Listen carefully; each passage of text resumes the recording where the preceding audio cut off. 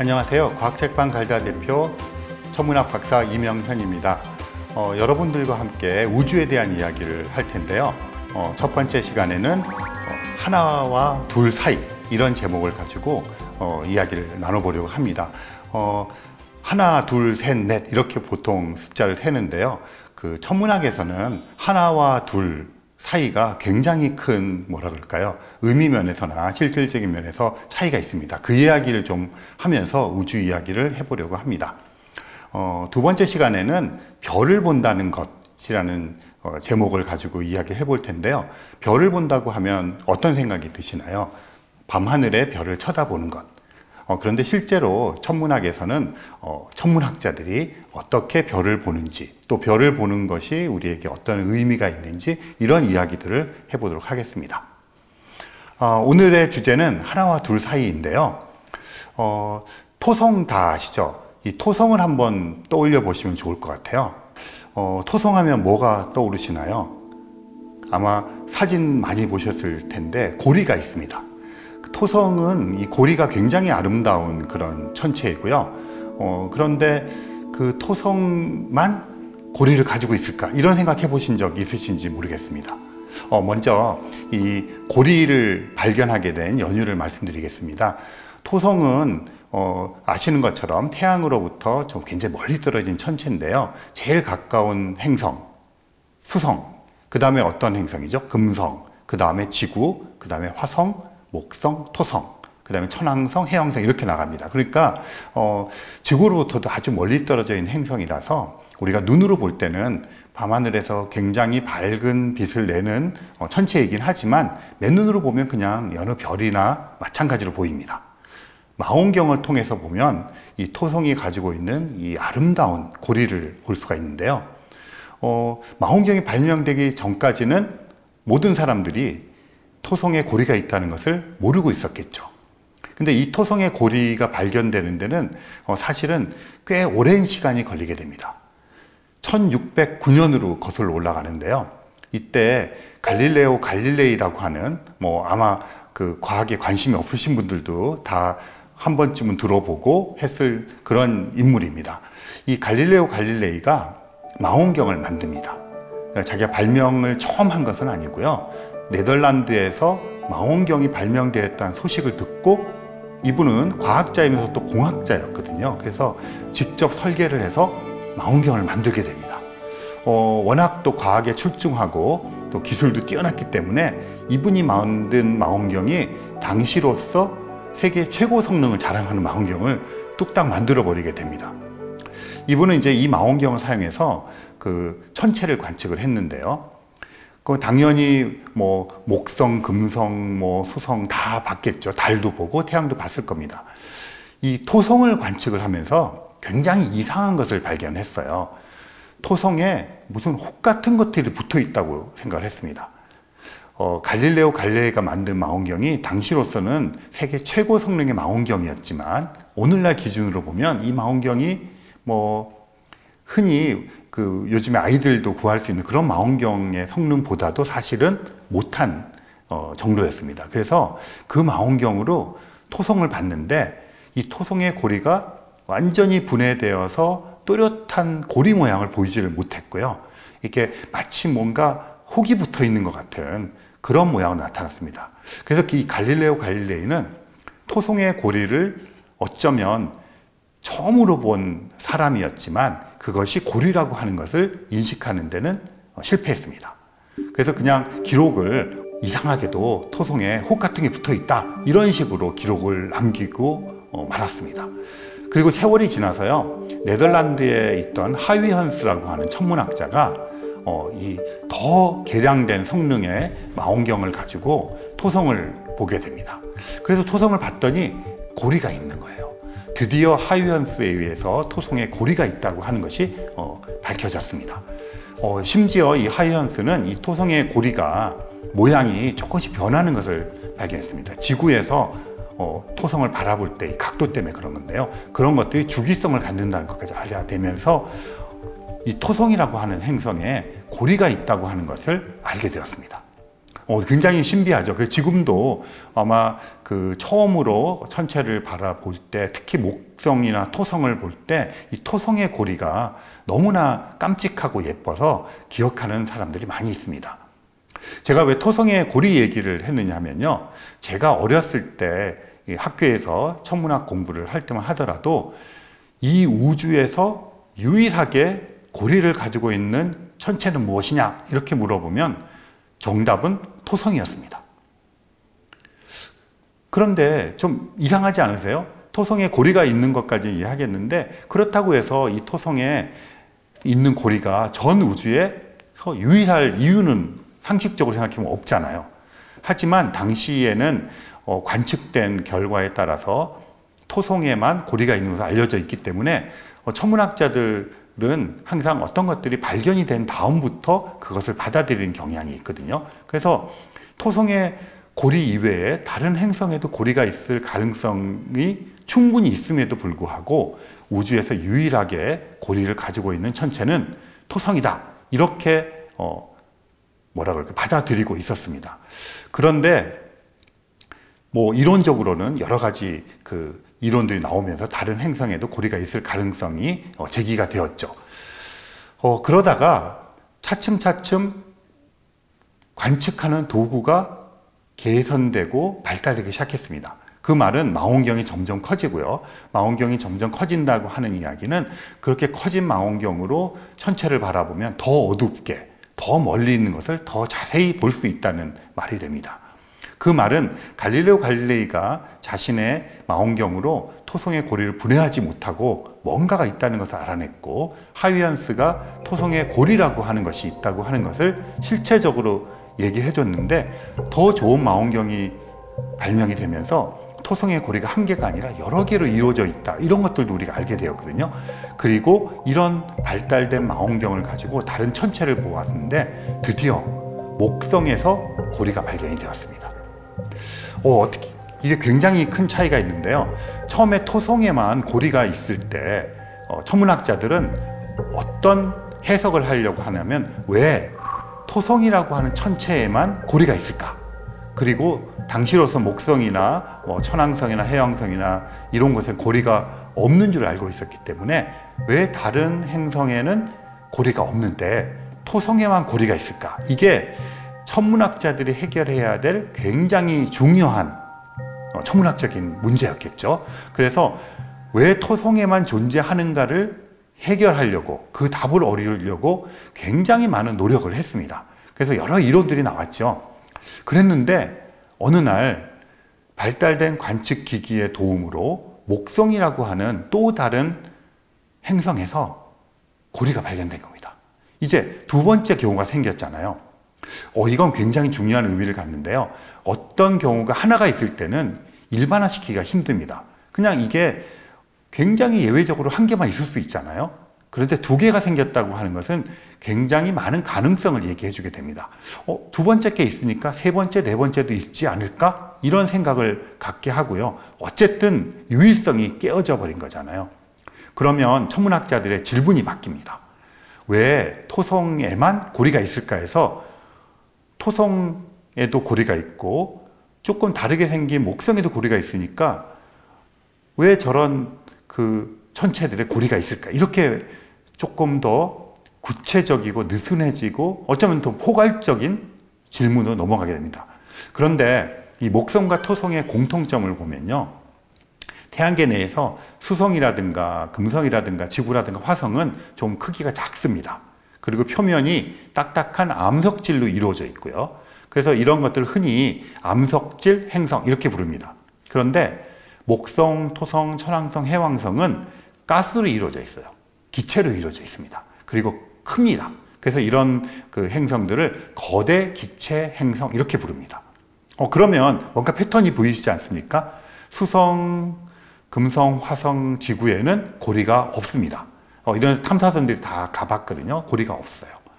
그런데 거대 기체 천체인 목성과 토성에 고리가 있다. 어떤 질문을 떠올릴 수 있을 것 같으십니까?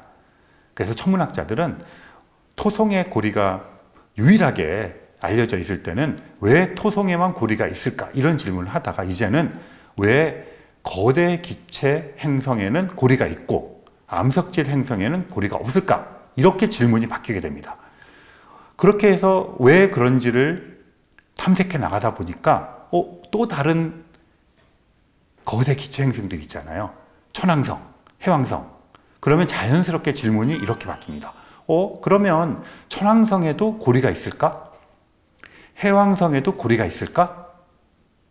굉장히 자연스럽게 그런 질문이 도출되지 않겠습니까? 그러면 그 다음 작업은 어떤 것이냐면, 그러면 천왕성에 고리가 있는지 해왕성에 고리가 있는지를 알아보려면 어떤 작업을 해야 될까? 또는 얼마나 큰 망원경이 필요할까?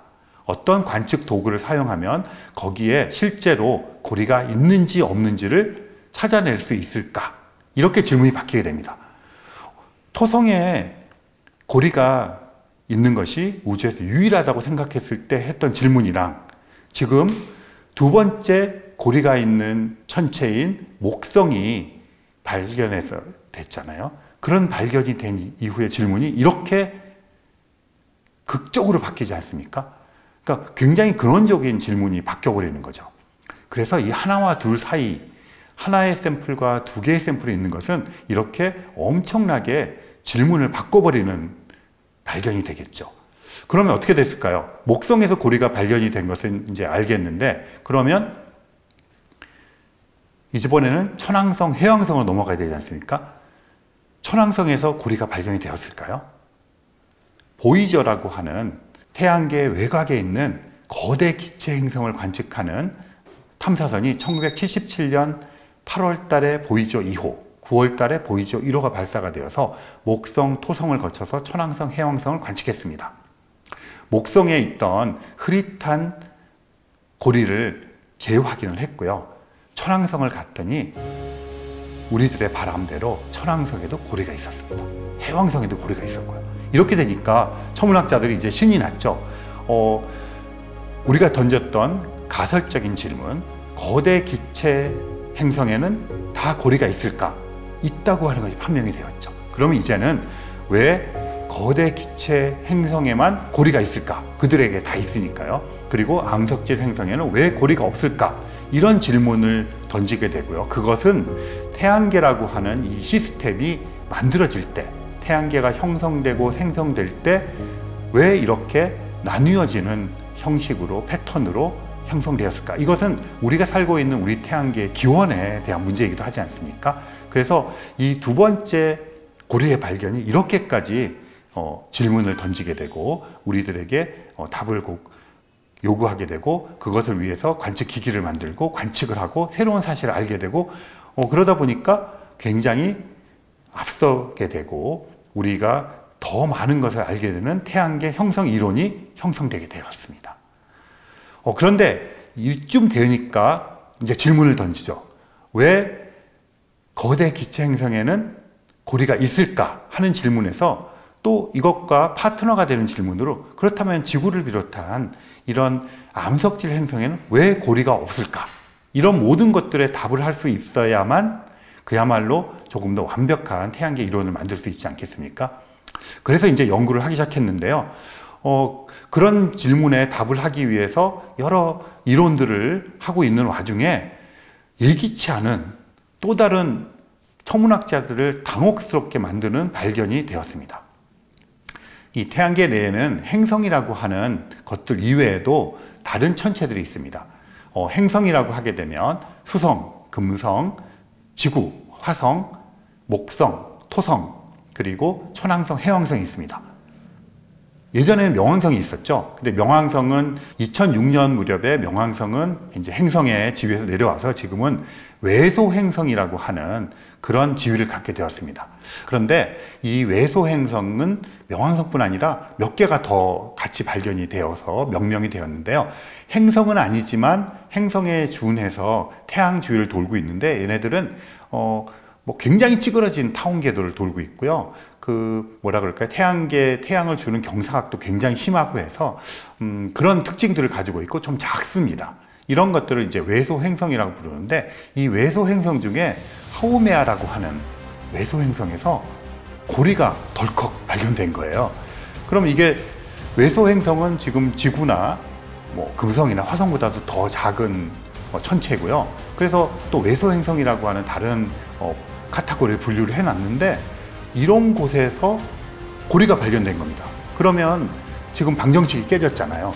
거대 기체 행성에서는 고리가 있고 태양에서 가까운 지구나 금성 같은 곳에서는 고리가 없고, 이게 방정식이었는데 저 멀리 떨어져 있는 외소 행성에도 고리가 발견되었다. 이렇게 되니까 이제 질문이 어떻게 바뀌겠습니까? 태양계에 있는 어떤 천체들에서든 고리가 존재할 수 있다. 그런데 왜 지금 고리가 존재하는 천체와 고리가 지금은 존재하지 않는 천체로 바뀌었을까? 이렇게 질문이 바뀌었고요. 그러다 보니까 또 질문이 던져집니다. 지금 토성에 있는 그 고리가 그러면 토성이 생길 때부터 있어서 지금까지 있고 영원히 있는 걸까? 아니면 어느 시점에 생겼다가 없어지는 것일까? 굉장히 지금 질문이 구체적으로 바뀌지 않았습니까? 이러다 보니까 태양계 형성 이론이 뭐라 그럴까요? 아주 자세한 것들까지 맞춰져야 되는 것을 갖고, 그 말은 우리가 태양계 기원에 대해서 정말 하나하나 세세하게 맞춰주는 그런 이론이 필요하게 되었다는 거죠. 그래서 이 외소 행성에서는 이런 것들이 발견되었고요. 그러다 보니까 이제 질문이 지구에서도 어느 순간에 고리가 있었을까? 아니면 소행성 같은 또 다른 천체에서도 고리가 있을까? 그래서 그런 걸 찾아보게 되었는데요. 재밌게도 차리클로라고 하는 소행성 주위에서도 고리가 발견이 되었습니다. 이렇게 되니까 일단 질문이 이렇게 됩니다. 태양계에 있는 모든 천체들은 한때 고리를 가질 수 있다. 이렇게 이제 결론이 났고요. 그들은 어느 시기에 고리를 갖다가 어느 시기에 고리를 갖지 않게 되는 것 같다. 그리고 질문이 왜? 언제? 왜? 이렇게 질문이 바뀌게 되는 겁니다. 이렇게 되다 보니까 또 질문이 되죠. 외소 행성에도 고리가 있고 소행성에도 고리가 있으면 해성에도 고리가 있을까? 뭐 이런 질문을 하게 되죠. 그래서 그걸 찾아봤더니 해성에도 고리가 있다는 것이 발견이 되었습니다. 이게 굉장히 재밌는데요. 해성은 아시다시피 꼬리가 긴 천체를 말하는데요. 여기에도 칠혼이라고 하는 해성에서도 고리가 발견이 되었습니다. 이쯤 되면 질문이 이제 거꾸로 왜 지구나 화성 같은 작은 암석질 천체에는 고리가 없을까? 라고 하는 질문이 대두가 되게 되고요. 그러면 지구 같은 곳에 주위를 돌고 있는 위성들이 있지 않습니까? 달 같은. 그럼 이 위성들 주위에도 고리가 있을까? 이렇게 이제 구체화되기 시작합니다. 그래서 이제 질문들이 이렇게 나가고요. 그 다음에 또 굉장히 근원적인 질문을 이제 던지게 되는데, 태양계 내에 있는 천체들은 어쨌든 고리가 다 생길 수 있다. 그런데 왜 지금 시점에서 없고 지금 시점에서 있을까? 그리고 언제 생겼다, 언제 없어질까? 이렇게 이제 구체적으로 되었잖아요. 그런데 이제 질문을 태양계 바깥까지 넓혀가서 태양계 바깥에서 발견된 행성을 외계 행성이라고 부르거든요. 그러면 이런 외계 행성에도 고리가 있을까? 이런 질문도 해볼 수 있잖아요. 현재까지 태양계 바깥에 있는 외계 행성에서 6,000개 이상의 외계 행성이 판명이 되었습니다. 그들의 이제 뭐 질량이라든가 궤도라든가 주기라든가 이런 것들이 발견이 되어서 외계 행성이라는 게 확정된 것들만 6,000개가 넘습니다. 이런 것들 중에서 관측을 해보니까 예를 들어서 J1407b라고 하는 토성보다 조금 큰 그런 외계 행성인데요. 이 행성에서 고리가 있는 것으로 관측이 되었습니다. 이렇게 되니까 그냥 우리 태양계 내에 있는 천체들 뿐 아니라 온 우주에 있는 천체들이 고리라고 하는 것을 갖는 것은 굉장히 자연스러운 현상이다. 이렇게 되어버리는 것이죠. 그러면 비단 우리 태양계의 형성 이론뿐 아니라 태양계 같은 또 다른 태양계, 이런 걸 우리가 행성계 또는 또 다른 태양계 이렇게 부르는데요. 이런 모든 것들이 고리를 가질 수 있다. 이렇게 됩니다. 그러니까 이 고리라고 하는 것이 토성에만 있던 것에서 목성이라고 하는 다른 천체에서 두 번째 고리가 발견됨으로써 지금 제가 말씀드리는 이런 질문들까지 세세하게 되었고요.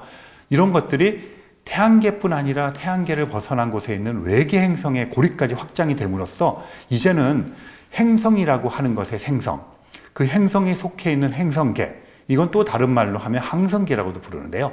이런 항성계, 행성계가 생길 때 고리라고 하는 것이 어느 시점에서 생겼다가 어느 시점에서 소멸되는 이런 것들을 다 설명을 해줘야 되는 아주 보편적인 행성 이론을 우리가 갖춰야만 된다고 하는 것을 두 번째 목성의 고리로부터 시작된 이 발견이 요청하게 되는 것이죠. 그래서 지금은 천문학자들이 태양계 형성 이론 또는 확장되어서 행성계의 보편적인 형성 이론을 이야기할 때 이 고리의 형성이라고 하는 요소를 빠뜨릴 수가 없게 됩니다. 빠뜨리는 것은 이제 이론을 받아주지도 않겠죠. 이런 상황이 되었습니다. 조금 더 질문을 몇 가지 더 해볼까요? 사람들이 이런 질문을 하기 시작했습니다. 그렇다면 이런 고리 중에 토성의 고리가 대표적이었지 않습니까? 그럼 토성의 고리가 있는데 이게 토성이 그러면 생길 때부터 같이 생겼을 것인가? 아니면 토성이 형성되고 나서 어느 시점에 생겼을 것인가? 그리고 또 질문을 이렇게 던질 수 있지 않겠습니까? 이 토성의 고리는 지금 만들어지고 있는 것일까? 없어지고 있는 것일까? 더 나아가면 토성의 고리는 언제 없어질까? 이런 생각을 해보지 않겠습니까? 그래서 천문학자들이 이 토성을 그전에는 토성에 고리가 있구나, 왜 있을까? 이런 질문에서 지금 말씀드린 것처럼 굉장히 구체적인 질문을 던지기 시작했습니다. 일단 질문이 던져지면 그 질문에 답하기 위한 노력을 하게 되는데요. 가설을 세우고 이론을 세우고 그런 것을 확인하기 위해서 어떤 관측 장비가 필요할까를 생각하고 그런 관측 장비들을 만듭니다. 그리고 만든 관측 장비로 관측을 하고 해석을 하게 되죠. 그래서 최근에 토성의 고리에 대한 이런 논문들이 굉장히 많이 나오고 있는데요. 토성에서 고리가 지금 이 시점에서 막 없어지고 있다고 하는 논문이 발표되면서 천문학계를 막 뒤흔든 적이 있습니다. 그 말은 토성의 고리가 소멸되고 있다는 것이죠. 그럼 이걸 어떻게 알았을까요? 좀 쉽게 설명을 드리면 토성의 고리가 있는데 이 고리로 끊임없이 물질이 유입이 되어 가고 있으면 이 토성의 고리가 자라나고 있는 거잖아요. 그러면 우리가 그냥 상식적으로 토성의 고리가 지금 현재도 만들어지고 있다, 이렇게 말을 할 수가 있겠고요. 토성의 고리가 이제 얼음 알갱이 같은 물질로 이루어져 있는데 이것들이 물질이 바깥으로 계속 나아가고 있어요. 빠져나가고 있어요. 그러면 우리가 토성은 소멸되고 있다, 토성의 고리는 소멸되고 있다. 인구도 그렇지 않습니까? 어떤 도시가 있으면 그 도시로 새로운 사람들이 자꾸 들어오고 있으면 이 도시가 점점 커지고 성장하고 있다고 말을 하고, 이 도시로부터 사람들이 빠져나가고 있으면 이 도시의 인구가 이제 점점 감소하면서 소멸되어 가는 과정을 겪고 있다, 이렇게 말을 하지 않습니까? 마찬가지입니다. 그래서 사실은 되게 명확하죠. 들어오는 것이 많은지 나가는 것이 많은지를 확인해 보면 되는 거죠. 그래서 해봤더니 유입되는 것보다 밖으로 나가는 얼음 알갱이들이 더 많더라. 그래서 토성의 고리는 현재 시점에서 소멸되어 가고 있는 것이다. 그러니까 토성의 고리는 없어져 가고 있는 것이다, 이렇게 말할 수 있는 것이죠. 그리고 예를 들어서 1년에 얼마나 많은 양이 빠져나가고 있는가를 계산을 하면 언제쯤 되어서 토성의 고리가 없어질 것인가? 그러면 우리는 고리 없는 토성을 관측할 수가 있겠죠. 이렇게도 계산해 볼 수 있지 않겠습니까? 그래서 그런 논문을 발표해서 발칵 뒤집혔죠. 저 아름다운 토성의 고리가 이제 없어지는구나, 그렇게 얘기를 했는데 또 다른 천문학자들이 관측을 해보니까 토성의 고리에 물질이 유입되는 것이 훨씬 더 많더라, 이렇게 정반대의 관측 결과가 나왔습니다. 이게 어떻게 된 거냐면요, 어떤 것이 빠져나가고 어떤 것이 들어오는가를 정의하는 것에 따라서 이게 좀 다른가 봐요. 이 토성에는 현재 100개가 넘는 위성들이 있습니다. 달이 100개가 넘게 있는데요. 이 위성들은 토성의 고리의 바깥쪽에 존재하기도 하지만 토성의 고리 근처에도 존재를 합니다. 그래서 이런 토성의 달 중에서는 깨지는 애들이 있어요. 또는 토성의 달에 가지고 있는 물질들이 막 흩어지면서 토성의 고리로 유입이 막 됩니다. 그냥 얼음 알갱이 자체뿐 아니라 그러다 보니까 그렇게 유입되는 양이 꽤 많아서 사실은 토성의 고리에서 얼음 알갱이들이 빠져나가는 것을 상쇄하고도 남을 정도로 더 많은 양들이 이 토성의 위성들이 가지고 있는 물질로부터 나온다는 것을 관측하게 되었고요. 이런 것을 종합하게 되면 이 토성의 고리는 여전히 성장하고 있다. 그럼 토성의 고리가 점점 이제 커지고 있다는 얘기죠. 그렇다면 토성의 고리는 아직도 만들어지는 단계다. 흥미롭지 않습니까? 그래서 이 토성의 고리가 언제 만들어졌고 지금도 만들어지고 있는 것인가 없어지고 있는 것인가 언제 소멸될 것인가 이것은 아직도 열려있는 질문이고요. 많은 천문학자들이 이 질문에 답을 하기 위해서 매진하고 있습니다. 그러면 이제 질문이 자연스럽게 목성의 고리는 언제 생겼고 언제 없어질까? 천왕성과 해왕성의 고리는 언제 생겼고 언제 없어질까? 이런 질문으로 넘어가겠죠. 그리고 또 재밌는 것은요.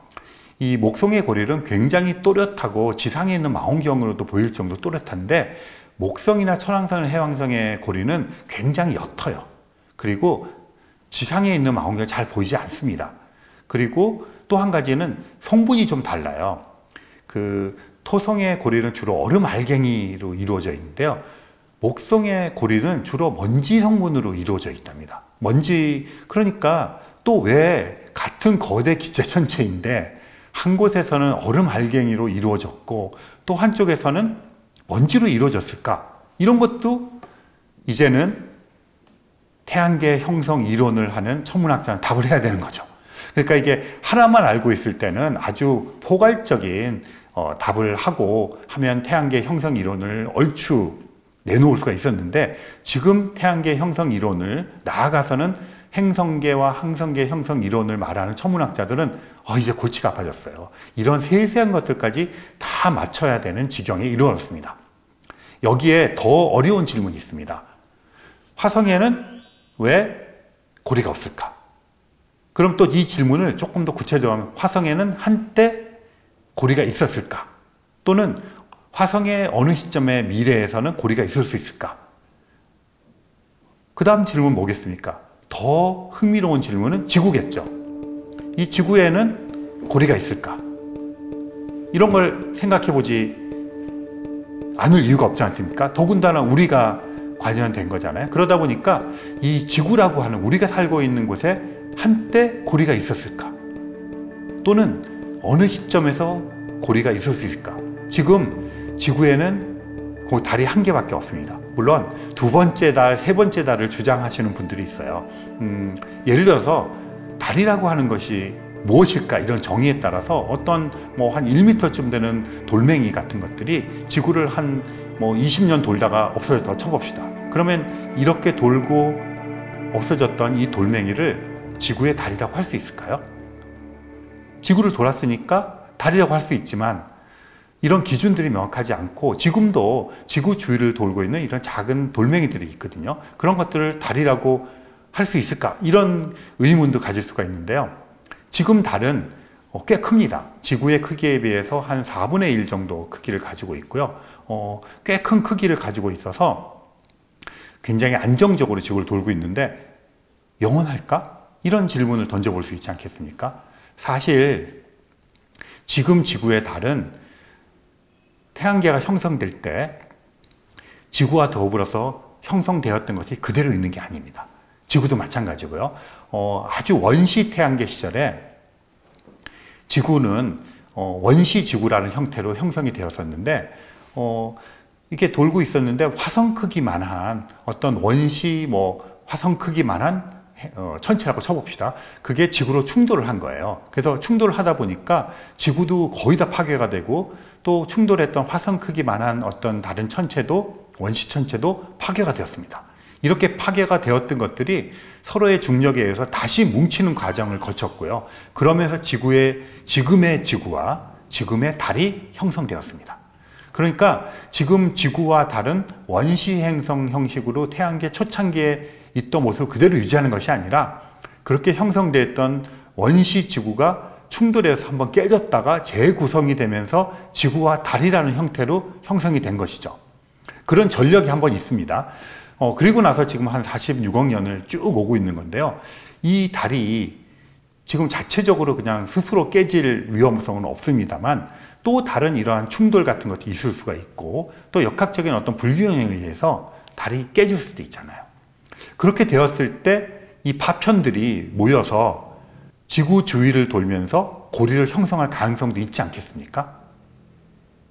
한때는 지금의 달이 지구 주위에 있던 그런 그 고리였는데 그것이 뭉쳐져서 달이 되었다고 하는 이론도 한번 제기된 적이 있었는데, 그런 것들은 지금 말씀드린 대로 원시 지구 상태에서 충돌에 의해서 지구와 달이 생기는 그런 이론에 의해서 기각이 되었습니다. 그래서 지금은 현재 있는 달이 깨어져서 이런 것들이 지구의 고리가 될 수 있을까? 가능성은 희박하지만 그럴 가능성도 있다. 하지만 굉장히 낮은 가능성을 가지고 있다. 이렇게 얘기를 하고 있습니다.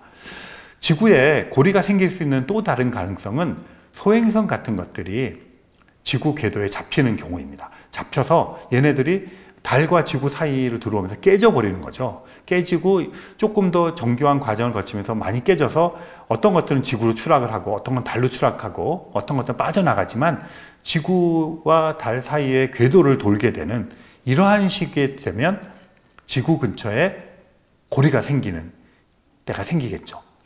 그러면 그런 때에 지구를 상상해 보시면 굉장히 재밌지 않습니까? 지금은 달이 유일한 지구를 도는 천체이기 때문에 우리가 밤하늘을 바라볼 때 그냥 둥그런 달을 바라보겠죠. 그런데 지구 주위를 돌고 있는 고리가 있으면 이 고리가 있는 면 쪽으로 마치 은하수처럼 이것들이 태양빛을 받아서 반사하는 것들 보이고 이런 현상이 벌어지면 굉장히 흥미로운 그런 밤하늘과 낮의 하늘을 우리가 보게 되는 과정을 거칠 거라고 생각합니다. 이런 질문들은 끊임없이 더 던질 수가 있겠죠. 그래서 정리를 해보자면 이렇습니다. 천문학에서 어떤 샘플이 하나가 있을 때는 그 다음 질문으로 넘어가서 더 그런적인 질문을 던지는 것을 천문학자들이 주저합니다. 천문학자들은 굉장히 보편적인 것을 파악하는 사람임에도 불구하고 실제로 관측이 된 두 번째 샘플이 발견이 되기 전까지는 머뭇거리는 경향이 있습니다. 토성의 고리가 있는 것만 알려졌을 때는 심지어 이 전체 우주에 고리를 가지고 있는 유일한 천체가 토성이었다고 이렇게 주장을 해왔습니다.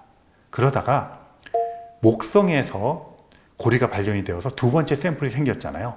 그러니까 여기서부터 천문학자들은 상상의 나래를 펴기 시작해서 두 번째, 세 번째 샘플, 패턴화된 것, 그리고 모든 것들로. 그래서 천문학에서의 숫자는 이런 얘기도 합니다. 하나, 둘, 셋, 넷이 아니라 하나, 둘, 여럿이다. 이렇게 얘기를 하기도 합니다. 그리고 하나, 둘, 여럿이 된다면 모두가 된다. 그래서 하나가 되고 둘이 되었을 때는 단지 두 번째 샘플이 아니라 이것을 보편화시킬 수 있는 보편적인 질문으로 나아가는 징검다리가 된다. 이렇게 말씀을 드리겠습니다. 네, 그래서 정리를 해보면 이 두 번째 목성의 고리의 발견이라고 하는 것이 얼마나 엄청난 사건인지 저는 계속 강조해서 말씀을 좀 드리고 싶고요.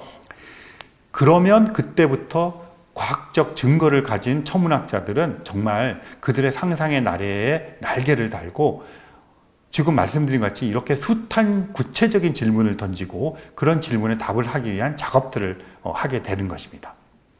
이런 것들이 굉장히 여러 가지가 있는데요.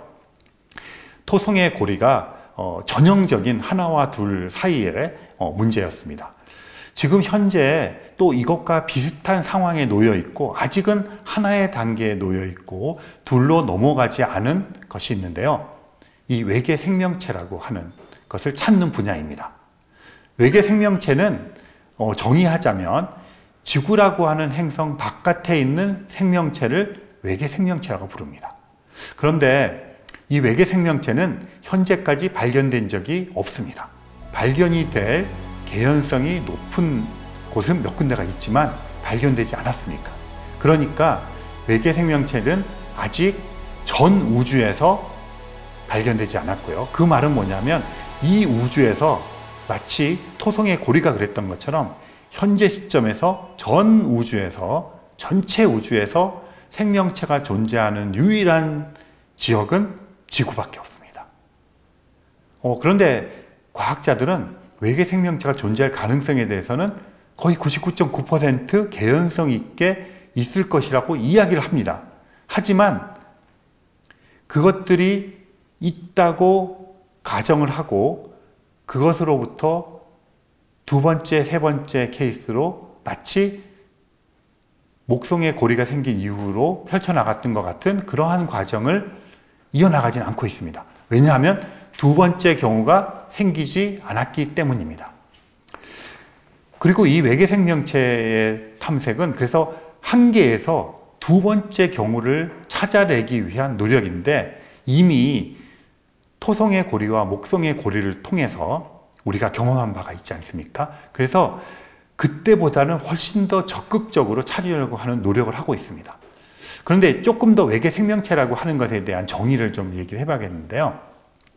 외계라고 하는 것은 지구 바깥이라는 이야기입니다. 근데 이 외계라고 하는 단어를 천문학에서는 굉장히 임의적으로, 자기적으로 사용합니다. 제가 아까 외계 행성이라는 말을 썼잖아요. 이 외계 행성이라는 얘기를 할 때 이 외계는 지구 바깥이 아니라요. 태양계 바깥을 얘기할 때 외계 행성이라고 얘기합니다. 그런데 외계 생명체 얘기할 때는 지구 바깥에 있는 곳, 그러니까 화성이라든가 목성 같은 곳에서 생명체가 발견된다면 그런 모든 것들을 외계 생명이라고 얘기할 수가 있죠. 근데 이게 굉장히 어려운 것이요. 아직 샘플이 발견되지 않았기 때문에 어떻게 발견해야 될지를 잘 모릅니다. 그리고 어떤 모습을 갖고 있을지도 잘 몰라요. 그래서 이 외계 행성을 발견하는 것이 굉장히 지금 약간 뭐라 그럴까요? 어떻게 해야 될지를 모르는 그런 단계에 있고요. 그럼에도 불구하고 이 외계 생명체를 찾고 외계 생명체를 연구하는 분야를 우주생물학이라고 하는 분야로 말을 하고 있고요. 이 우주생물학은 지금 천문학에서 가장 확대되고 가장 많은 천문학자들이 달라붙어서 연구하는 분야입니다. 좀 이상하지 않으세요? 연구를 해야 될 대상이 외계 생명체입니다. 우주생물학에서는요. 그런데 우주생물학에서 해야 될 연구 대상이 외계 생명체인데 연구 대상이 없어요. 그런데 우주생물학이 지금 가장 핫한 천문학의 분야입니다. 이게 왜 그러냐면요. 지구에서 생명체를 연구했잖아요. 그런데 지구에서 척박하다고 생각되는 그런 지역들이 있습니다. 말하자면 남극이나 북극 같은 곳이요. 근데 그런 데를 가보면 빙하가 있잖아요. 이 빙하를 깨보니까 빙하 속에 어떤 새우 같은 애들, 이런 또는 미생물 같은 것들이 발견이 되는데 이런 생명체들은 놀랍게도 자기 주변에 부동액을 뿜어낸답니다.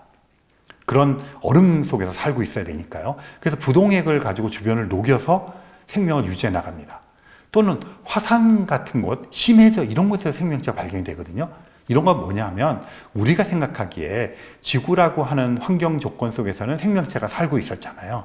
그런데 지구를 벗어난 다른 행성에서는 우리가 생각하기에 지구 생명체에게는 굉장히 척박한 환경이라고 생각되는데 그렇다면 지구상에서 가장 척박한 환경이라고 생각되는 곳에서 생명체에 대한 탐구를 해보면 그것의 확장으로서 화성이라든가 달에서의 생명체 연구를 할 수 있지 않을까? 그렇게 얘기를 합니다. 그래서 지금은 그런 극지에서 생명체를 연구하는 생물학자들이 자기 자신을 극지생물학자 또는 우주생물학자라고 부릅니다. 요즘에는 지질학자들이요, 행성지질학자라고 부릅니다. 왜냐하면 지구에서의 토양에 대한 연구를 했으면 그것이 금성이나 달이나 화성에서 토양 연구를 할 수 있지 않습니까? 대기과학자들은요, 행성대기과학자라고 얘기합니다. 금성의 대기, 목성의 대기, 토성의 대기를 연구를 합니다. 그래서 아직은 외계 생명체가 발견되지 않았지만 그런 외계 생명체가 발견될 수 있는 토대가 되는 다른 행성들에서의 여러 다른 분야의 관측을 하고 연구를 하는 분야를 통틀어서 우주생물학이라고 하기 때문에 이미 우주생물학은 굉장히 중요한 천문학의 분야로 자리 잡았습니다. 이게 어쩌면 토성에서 비롯된 두 번째 고리가 있는 목성에서 얻은 교훈을 통해서 우리가 좀 더 적극적으로 이렇게 찾아 나가야 된다는 것을 알게 되고 행동하는 것이 아닐까 그렇게 생각을 해봅니다. 그러면 제가 이제 외계 생명체가 발견이 되면 얼마나 좋을까, 또 어떤 일이 벌어질까 하는 말씀을 드렸는데요. 한 가지 좀 살펴보기로 하겠습니다. 현재 외계 생명체에 대한 탐색을 하고 있는데 제일 먼저 관측을 하고 관심을 가졌던 대상이 달입니다. 이 달에는 아폴로 11호를 비롯해서 아폴로 17호까지 6번의 유인 탐사선들이 이제 갔었는데요. 그래서 관측을 해보니까 생명체가 없는 것으로 판명이 되었습니다. 그래서 일단 가볼 수 있는 곳에서 우리가 직접 가서 사람이 눈으로 보는 게, 거기서 실험을 해보는 게, 생명체가 있는지 없는지 찾아보는 게 제일 중요하지 않습니까? 그런데 안타깝게도 지금까지 사람이 직접 가서 확인을 해본 것은 달밖에 없습니다. 그래서 달에는 지금까지의 결과로는 생명체가 없는 것 같다. 그런데 요즘에는 달의 남극이나 북극 같은 곳에 빙하가 있을 것 같고요. 또는 달에서 이렇게 막 움푹 파여진 동굴이라든가 이런 곳이 상대적으로 박테리아 같은 데 있을 수 있지 않을까, 뭐 이런 기대를 가지고 또 생명체를 찾아보는 작업을 하고 있습니다. 그 다음에 관심을 갖고 있는 게 화성인데요. 이 화성에는 지금 탐사선들이 굉장히 많이 가 있습니다. 뭐 엄청 많은 무인 탐사선이 가 있고요. 아직 사람은 못 갔습니다. 이게 너무 멀고 생명을 유지하면서 갔다가 올 수 있는 그런 거리가 아니기 때문에 못 갔고요. 화성에 주목하는 이유는 화성에는 대기가 있고요. 남극과 북극이 있고 빙하도 있고 대기가 있기 때문에 진눈깨비 눈도 내리고요. 땅을 파면 얼음도 있고 이 땅속에는 좀 액체 상태의 물도 있는 것 같습니다. 그러니까 생명이 살기에 그나마 좋은 조건이기 때문에 이 화성에서 박테리아 같은 것들을 발견할 수 있지 않을까, 이런 기대를 가지고 지금 화성 탐사선을 많이 보내고 있는데요. 현재는 활발하게 활동하고 있는 화성 탐사선이 미국에서 보낸 퍼서비어런스라는 탐사선이 있습니다. 이 탐사선을 보내서 화성에서의 생명체가 있는지를 찾아보려고 하는 노력인데요. 우리가 기대하는 화성에서의 생명체는 뭐라 그럴까요? 우리 같은 외계인이 아니라 박테리아나 미생물 같은 그런 존재입니다. 그게 왜 중요하냐면 두 번째 케이스가 될 건데, 화성에서 땅을 이렇게 팠는데 만약에 박테리아나 미생물이 발견되었다. 그러니까 두 번째 경우가 되지 않습니까? 그러면 이제 천문학자들은 두 번째 고리를 발견한 목성에서 그 숱한 질문을 던지고 세 번째, 네 번째 경우를 발견했듯이 외계 생명체에 대한 질문을 던지기 시작할 때 이렇게 될 겁니다. 화성에서 만약에 박테리아가 발견되었는데 이제 분석을 할 거 아닙니까? 그랬는데 얘네들이 DNA를 분석을 했는데 그것이 가지고 있는 것을 발견했는데 보니까 지구상에 있는 생명체들은 한 20여 가지의 아미노산으로 된 단백질로부터 그런 것이 만들어지지 않았습니까? 근데 만약에 똑같다. 그러면 과학자들이 이 두 번째 발견을 가지고 이런 이야기를 할 겁니다. 아, 이것 봐라. 이렇게 가까운 태양계 내에서 다른 행성에서도 지구 생명체와 똑같은 그런 아미노산으로 이루어진 생명을 가지고 있다. 두 번째 케이스잖아요. 그러니까 이렇게 여러 보편화를 시킬 겁니다. 그러니까 이 넓은 우주에 있는 모든 생명체들은 아마도 지구 생명체와 거의 같을 것이다. 이렇게 결론을 내리고 그런 전략을 짜서 발견을 하려고 노력할 겁니다. 그런데 만약에 20개가 아니라 15개의 아미노산 또는 20개지만 조금 다른 종류의 아미노산으로 구성되어 있는 생명을 발견하면 이렇게 할 겁니다. 두 번째 샘플을 가지고 그것 봐라. 이렇게 가까운 곳에서도 서로 다른 아미노산으로 이루어져 있는 생명체를 발견했다는 것은 이 우주에는 우리가 상상할 수 있는 모든 종류의 아미노산의 결합으로 이루어진 생명체가 존재할 가능성이 있다. 그러니까 우리는 모든 가능성을 열어놓고 생명체를 탐색해야 된다. 이렇게 얘기를 할 것입니다. 정리를 하자면 두 번째 경우가 발견되고 그 외계 생명체가 어떤 아미노산 구조를 가지고 있는 것에 따라서 세 번째, 네 번째 생명체를 찾는 우리들의 전략이 바뀔 것입니다. 질문이 바뀔 것입니다. 그래서 이 두 번째의 외계 생명체 탐색이 굉장히 중요하다 하는 것을 말씀을 드리겠습니다. 오늘 저는 하나와 둘 사이라는 주제를 가지고 천문학에서 이 두 번째 발견이 얼마나 중요할까, 실제로 발견된 목성의 고리의 예를 들어서 말씀을 드렸고요. 아직 발견되지 않은 두 번째 외계 생명체가 가져올 굉장히 중요한 질문, 그렇게 되면 우주 생명의 보편적인 태동에 대한 이야기를 하게 될 날이 올 것입니다. 그래서 이 하나와 둘 사이는 하나, 둘, 셋, 넷이 아니라 하나, 둘, 여러 보편으로 가는 굉장히 중요한 징검다리다. 이렇게 말씀을 드리면서 오늘 강연을 마무리하도록 하겠습니다. 감사합니다.